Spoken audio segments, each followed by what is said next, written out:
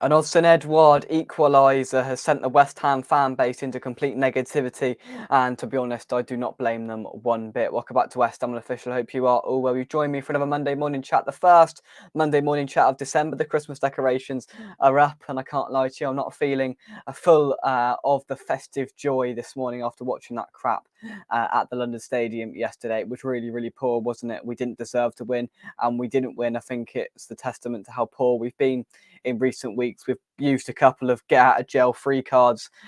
We've utilised a couple of last minute winners that have got us points and sort of papered over some metaphorical cracks in this West Ham side. And yesterday, it all sort of ended. The luck ended, and we were brought back down to reality, where it was a poor performance and it was a poor result. We've been getting the result in recent weeks that has sort of kept us going and kept the fan base relatively content.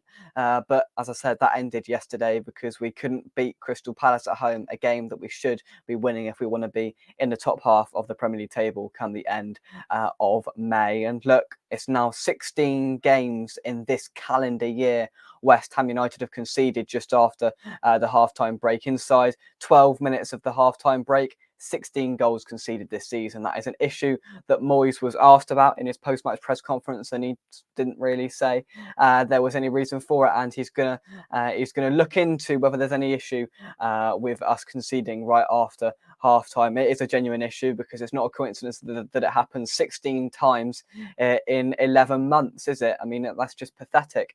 And there's a genuine issue there that needs to be resolved, and it needs to be resolved very, very quickly. There's so many issues with this side, and look, this sort of negativity has been boiling over the last couple of weeks with the Forest game that we got out of jail in the last dying moments, in the Burnley game, and then the TSC game midweek as well.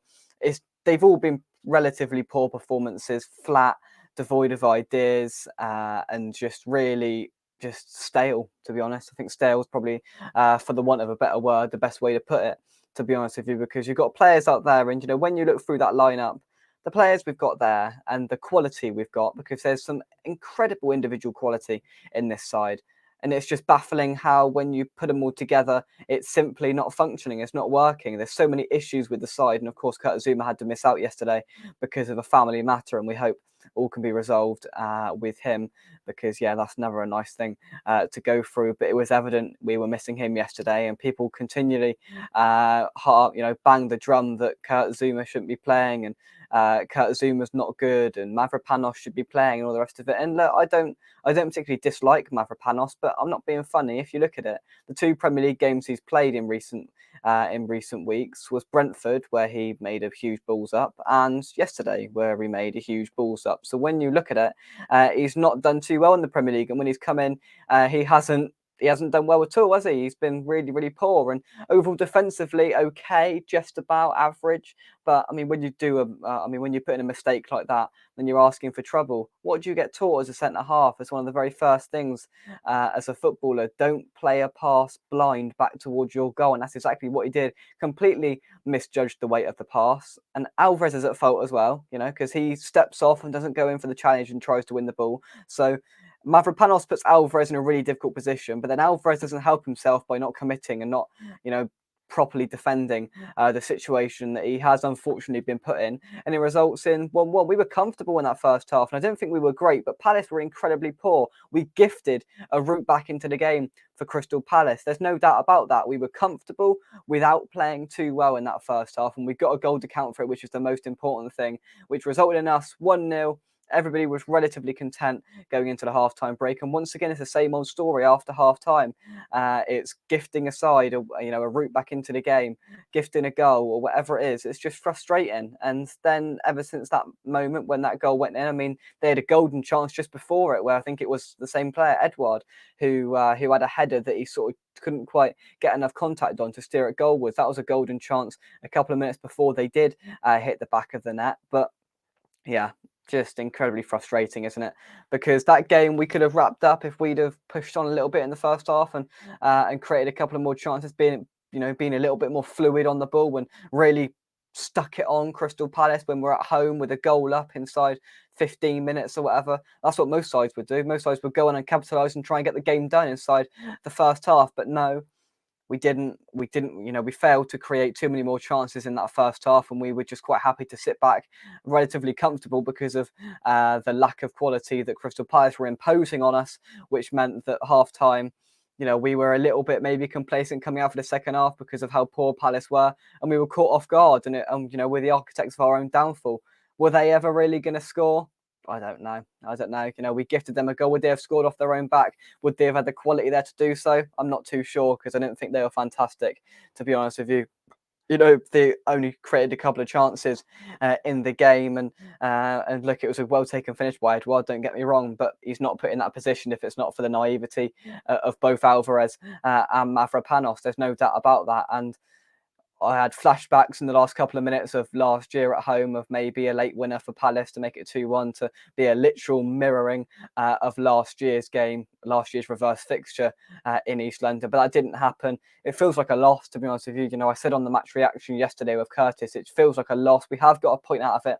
That's one of the very few positives we can take out of it, alongside Mohamed Kudus. I think is probably the only other positive from the game because of his influence. I mean, where would we be without him? 6 goals so far this season in all competitions. He's really keeping us going at the moment, especially when Jared Bowen looked not fit, if we're being totally honest, and completely ineffective through the middle. It was all put down to Mohamed Kudus, and he did manage to provide the goods. I didn't think he was brilliant throughout the entirety of the game, but he did it when it mattered at certain stages. And of course, he got the goal, right place, right time, well worked goal. The keeper for Palace should feel a little bit annoyed with himself because I think he probably should have done better, but it is what it is. We will take that 100%. The goal, of course, not the result. Don't get that distorted, that is for sure, because I think it's a really poor result for both sides. Maybe Palace will look at it in a slightly better light, but for us at home to Palace, just got to be winning, haven't you? I mean, it's an improvement from last year where we lost, but if we want to be in the top half of the table, we've got to be beating these mid-table sides who aren't going to go down, who aren't going to push for Europe, especially at home. We need to be beating them. And Kurt Zuma not there was telling. That was obvious. A fit striker playing, and that was telling. That was obvious because he just wasn't fit, was he, Jared Bowen? It looked like he'd been hung out to dry a little bit. To be honest, he was completely ineffective and didn't really impact the game to the best of his ability, which we all know is very dangerous because he finds himself very high up on the goal scoring ranks so far in the Premier League this season. So look, there's massive improvements that need to be made if we're going to get anything at all out of our trip to the Tottenham Hotspur Stadium on Thursday. After watching their very spirited and resolute performance against Manchester City yesterday afternoon, I'm slightly fearing our chances, and I'm slightly fearing a battering, to be honest with you, at the hands of our neighbours from North London. But yeah, that's what we've got to look ahead to now, and Moyes has got to try and pick these players up and get some positivity flowing around this group of players as well. And I think the main part of it is, and the fundamental sort of thing that I'd be pushing for Moyes to do, is to get these players to be passing the ball around a bit quicker. The tempo just seems to be so slow, pedestrian, lethargic. Why don't we get the ball and pass it around and zip it around and be a bit quick, one-touch football, and be a little bit more entertaining about it? Because we roll it across the back four, back to Areola, into Alvarez, who will roll it back to Mavropanos, who will then loft it up to our 5'6" striker, Jared Bowen, who can't head nothing. He's probably not 5'6", that's a bit harsh, but our striker up front, who isn't the focal point, who isn't going to head nothing. That's a good idea, isn't it? And it just seems like there's no plan B. There's no plan B to it. If the first way don't work, tough.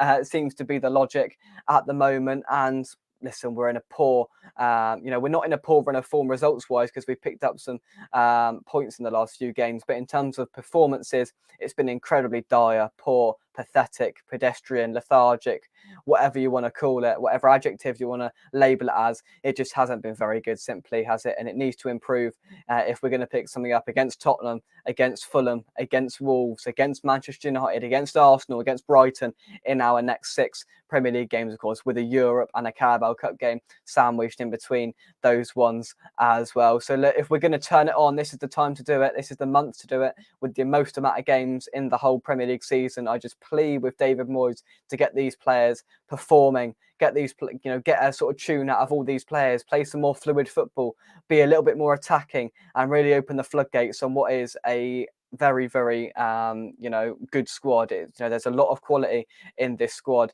and currently it's just not showing, and that's blatantly obvious. Paqueta out on the left wing simply doesn't work. How many more games is Moyes going to put Paqueta out on the left-hand side to see that it doesn't work? It really, really annoys me. You can see me getting angry about it now because he's a really good player, Paqueta, but his performance yesterday was an absolute disgrace. Diving around the place, giving the ball away, not tracking back at times as well. Paqueta was awful yesterday. How on earth he stayed on the pitch 90 minutes, I will never know. I haven't even got on to Moyes' lack of substitutions yet, so stay tuned for that. But just to finish off Paqueta, he should be playing for the middle. That's a given. No doubt about it. He should be in that number 10 role. And yes, I would encourage Souček to be pushed forward a little bit more to get into the box if Antonio isn't playing for the focal point, for the aerial assistance that he provides.